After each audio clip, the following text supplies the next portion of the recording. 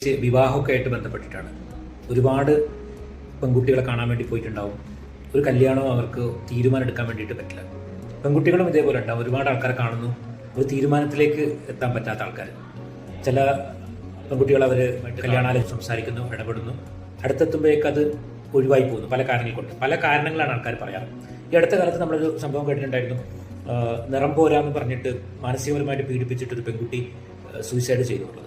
ചില പെർഫെക്ഷനിസം ഉള്ള ആൾക്കാർക്ക് ചില പ്രശ്നമുണ്ട്. അവർക്കൊന്നിനും തൃപ്തി ഉണ്ടാവില്ല. തുടക്കത്തിൽ തന്നെ ഈ അതൃപ്തി നമുക്ക് കാണാൻ പറ്റും.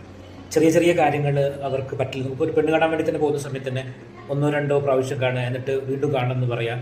ഇങ്ങനെ ഒരു തരത്തിൽ പ്രയാസം നമുക്ക് തുടക്കത്തിൽ തന്നെ മനസ്സിലായിട്ടുണ്ടാവും. ഇങ്ങനെയുള്ള പ്രശ്നക്കാരായിട്ടുള്ള ആൾക്കാരെ നമ്മൾ നേരത്തെ കണ്ടെത്തിയിട്ട് അവർക്ക് ട്രീറ്റ്മെൻറ്റ് കിട്ടണം ആവശ്യമില്ല.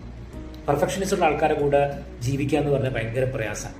അവർ ചെറിയ ചെറിയ കാര്യങ്ങൾക്ക് കുറ്റങ്ങൾ കണ്ടെത്തും, നമ്മളെ നിയന്ത്രിക്കാൻ ശ്രമിക്കും, നമ്മളെയും പെർഫെക്റ്റ് ആക്കാൻ ശ്രമിക്കും. അതിൽ ഡിസ്റ്റർബ്ഡ് ആവും നമ്മൾ ശരിക്കും. അതുകൊണ്ട് തന്നെ പെർഫെക്ഷനിസ്റ്റ് ഉള്ള ആൾക്കാർക്ക് മെൻ്റൽ ഹെൽത്ത് സപ്പോർട്ട് നിർബന്ധമാണ്. അല്ലെങ്കിൽ അവരുടെ പേഴ്സണൽ ലൈഫിനെയും ഫാമിലി ലൈഫിനെയും അത് ബാധിക്കും.